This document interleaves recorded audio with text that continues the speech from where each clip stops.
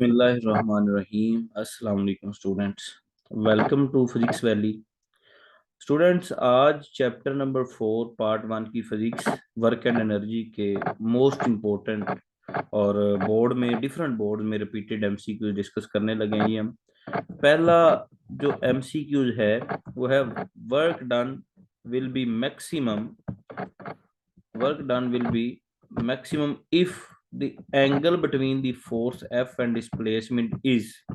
Work done का formula आप लोग जानते हैं, W equal to F dot D होता है, एफ डी कोस थीटा, और जीरो पे मैक्सिमम होता है, कोस जीरो पे 1 होता है, तो इसलिए जब एंगल 0 डिग्री होगा तो वर्क डन क्या होगा, मैक्सिमम होगा। ऑप्शन डी करेक्ट होगा। एमसीक्यू नंबर 2 पे जाते हैं जी। A field in which the work is done in a moving body along a close path is zero is called. मतलब वो फील्ड जिसमें क्लोज पाथ में वर्क डन जीरो होता है उसको क्या बोलते हैं जी? Electric field, conservative field, electromagnetic field या ग्रेविटेशनल फील्ड? कंजर्वेटिव फील्ड जी। कंजर्वेटिव फील्ड में वर्क डन जीरो होता है, बी ऑप्शन करेक्ट होगा। एमसीक्यू नंबर 3 है जी। When a force is a parallel to the direction of motion of a body then work done on a body is. जब force और displacement parallel होंगे तब क्या होगा जी? वर्क डन जीरो होगा, मिनिमम होगा, इन्फिनिटी होगा या मैक्सिमम? तो मैक्सिमम होता है जी, क्योंकि थीटा जीरो होता है उनके दरमियान। एमसीक्यू नंबर 4 है। Which of the following types of force can do no work on the particle on which it acts? मतलब कौन सी फोर्स जो है जब हम अप्लाई करते हैं तो वर्क नहीं होता? Frictional force, gravitational force, elastic force या सेंट्रीपिटल? आप जानते हैं सेंट्रीपिटल फोर्स सर्कल में घुमाती है, मतलब क्लोज पाथ में, तो क्लोज पाथ में वर्क डन जीरो होता है, तो डी ऑप्शन करेक्ट होगा। सेंट्रीपिटल फोर्स की वजह से वर्क जीरो होता है। एमसीक्यू नंबर 5 है। If a body of a mass of 2 kilogram is raised vertically through 2 metre, मतलब 2 किलोग्राम मैस है और उसको वर्टिकल हम 2 मीटर मूव करते हैं, then work done will be क्या होगा जी? In the form of potential energy होगा, W equal to M G H. तो हम मल्टीप्लाई करेंगे, तकरीबन 39 पॉइंट समथिंग आएगा, तो 39.2 आएगा जी, सी ऑप्शन करेक्ट होगा। नेक्स्ट देखते हैं MCQ number 6। An elevator weighing 3.5 multiply 10 की पावर 6 या 10 की पावर 6 न्यूटन है, is raise to a height of 1000 metre in the absence of friction, the work done is. अब फ्रिक्शन नहीं है, ये बाजेन में रखिएगा। तो वेट 3.5 मल्टीप्लाई 10 की पावर 6 न्यूटन है और हाइट 100 मीटर है। आप वेट को आप एम जी भी कह सकते हैं, और एम जी एच आप जस्ट 3.5 मल्टीप्लाई 10 की पावर 6 और 1000 को मल्टीप्लाई करेंगे तो पावर कितनी हो जाएगी? 10.9। 10.9 वाला देखें, 3.5 मल्टीप्लाई 10.9 जूल आ जाएगा। ऑप्शन नंबर डी करेक्ट होगा। एमसीक्यू नंबर 7 है। The average power and instantaneous power becomes equal if work is done at. बड़ा इंपॉर्टेंट एमसीक्यूज है, बहुत है, कि एवरेज पावर और इंस्टेंटेनियस पावर बराबर कब होंगी? जब वर्क जो होगा वो एनी रेट, किसी भी रेट से हो रहा है, या वेरिएबल से हो रहा है, यूनिफॉर्म या एट हाई रेट। तो यूनिफॉर्म से जब हो रहा होगा तब ये दोनों बराबर होंगे, सी ऑप्शन करेक्ट होगा। एमसीक्यू नंबर 8 है। Relation between horse power and what. अब जानते हैं ये 9th क्लास में भी आपने एमसीक्यू पढ़ा हुआ है। 1 हॉर्स पावर होता है 746 वाट्स के, तो बी ऑप्शन करेक्ट होगा। एमसीक्यू नंबर 9 की बात करते हैं जी। Proton, electron, neutron and particles have the same momentum. इन पार्टिकल्स का ना सेम मोमेंटम होता है। मतलब which of them have the highest kinetic energy? तो काइनेटिक एनर्जी बच्चों सबसे ज्यादा उसकी होगी जिसकी स्पीड सबसे ज्यादा होगी। तो आप जानते हैं इलेक्ट्रॉन की स्पीड जो है वो शेल्स में रिवॉल्व कर रहा होता है, तो सबसे ज्यादा जो है वो इलेक्ट्रॉन की ही होगी, ऑलमोस्ट स्पीड ऑफ लाइट के भी आप कोर्सपोंडिंग लेते हैं इसको। नेक्स्ट एमसीक्यू नंबर 10 है। The slope of the work time graph is equal to. Work time graph की स्लोप जी किसकी इक्वल होगी? Power P is equal to W over T. तो आप इसका सी ऑप्शन होगा यहाँ पे।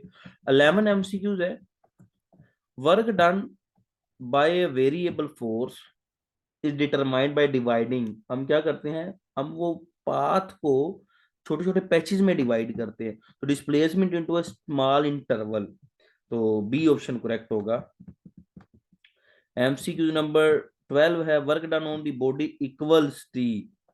अब किसी बॉडी को जो वर्क होता है वो किसके equal? Change in its kinetic energy, change in its potential energy, change in its kinetic energy and potential, change in its potential energy, neither change in kinetic energy and nor change in. तो बेटे work energy principal की ये बात हो रही है। तो ये वर्क डन जो होता है वो चेंज इन काइनेटिक एनर्जी के इक्वल भी होता है, चेंज इन पोटेंशियल एनर्जी। तो सी ऑप्शन करेक्ट होगा। 13 एमसीक्यूज पे आते हैं जी। आपके पास the escape velocity of a body in the gravitational field of the earth is independent of, किस से इंडिपेंडेंट होती है? मास से, एंगल से, बोथ मास एंड एंगल से, या ग्रेविटेशनल फील्ड हो, इस पे तो डिपेंड करती है। इंडिपेंडेंट वो सिर्फ मास पे और एंगल से होती है। सी ऑप्शन करेक्ट होगा।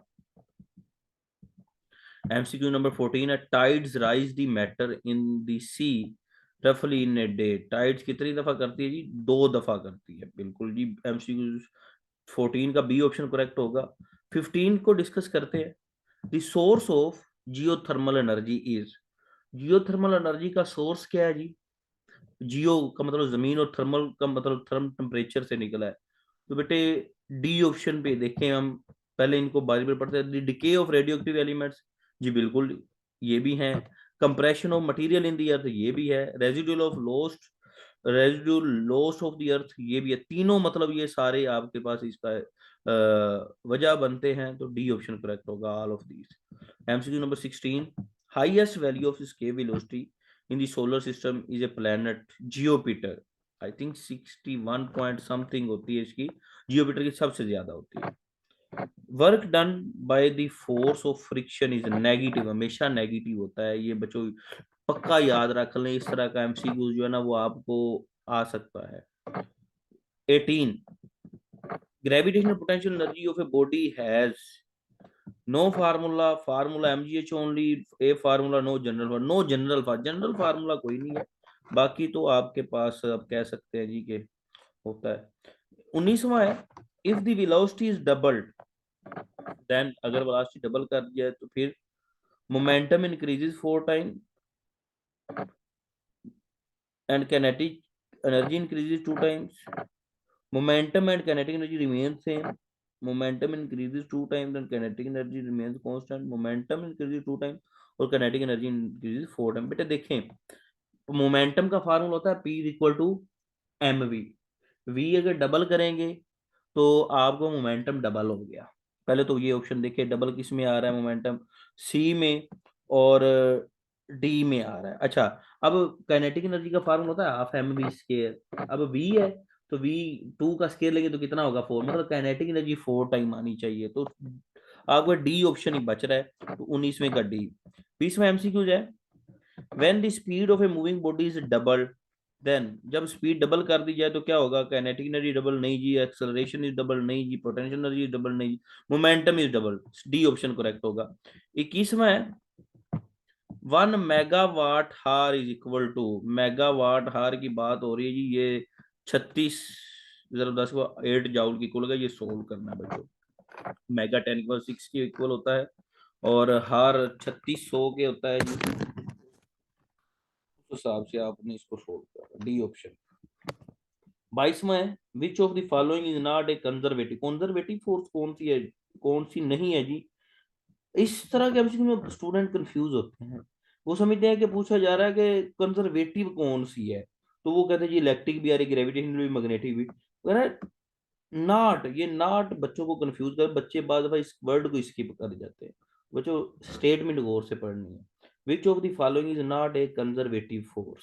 Friction, electric, gravitational, magnetic. तो फ्रिक्शन जो है वो कंजर्वेटिव नहीं होती, ये option correct.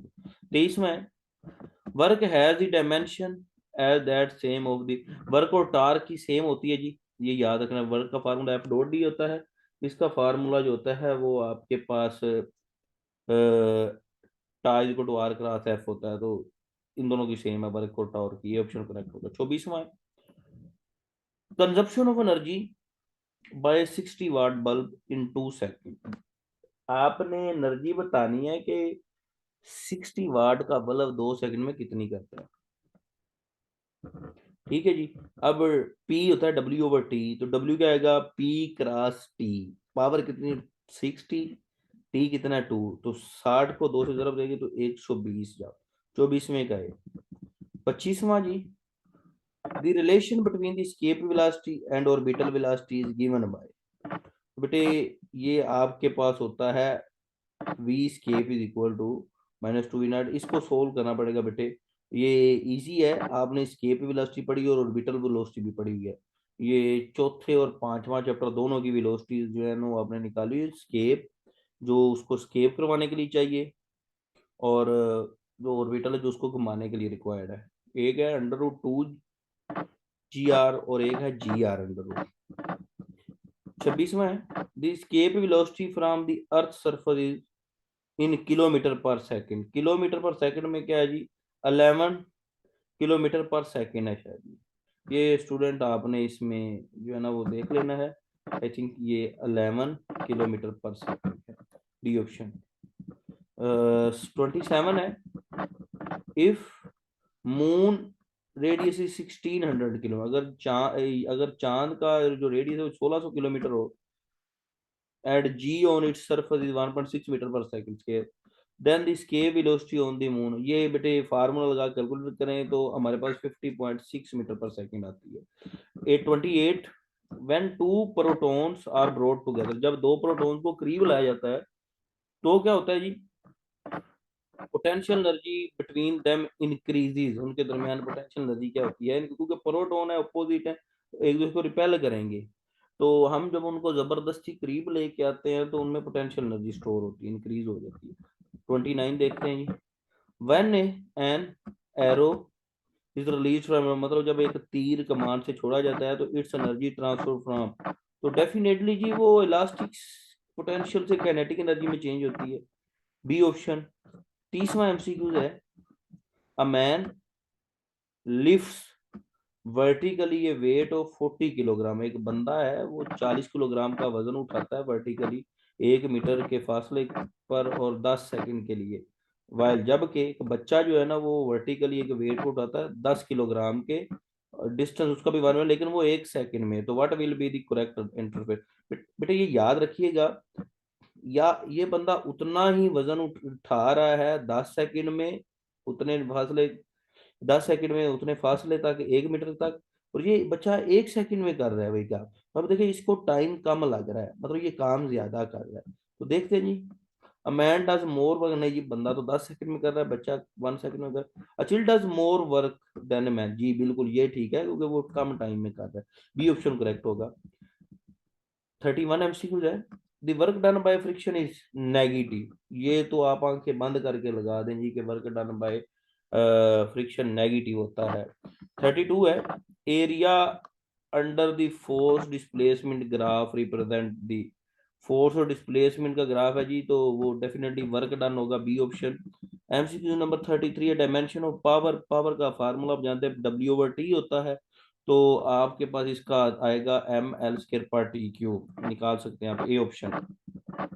34, propulsion force of a rocket is, जी नॉन कंजर्वेटिव फोर्स होती है, ये याद रखिएगा, बड़ा एम एमसीक्यूज है, propulsion of force of a rocket non conservative force है। MCQ number 35, dot product of force and velocity power, बड़ा आसान एमसीक्यूज है, ए ऑप्शन। 36 है, geothermal energy is a source of energy, कौन सा सोर्स है जी, renewable source है, ये भी बड़ा है बेटे, ये जो लास्ट पोर्शन है ना आपका इस चैप्टर को, उसमें से एमसीक्यूज बनते हैं, तो भाई याद रखिएगा, इसी तरह के बनते हैं। 37 है, सोर्स ऑफ टाइडल एनर्जीज, जी टाइडल एनर्जी का सोर्स कौन है, आप जानते हैं ये मून की ग्रेविटेशनल पुल की वजह से टाइड जनरेट होते हैं, तो मून, डी ऑप्शन। इसी तरह 38 एमसीक्यूज है जी,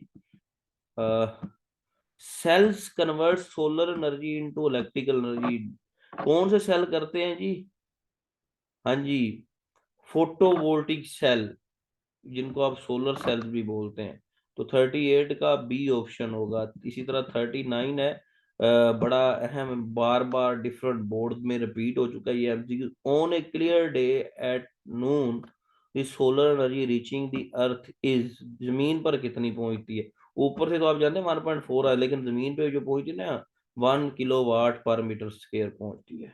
लास्ट एमसीक्यूज है जी आपके पास 40 वाला।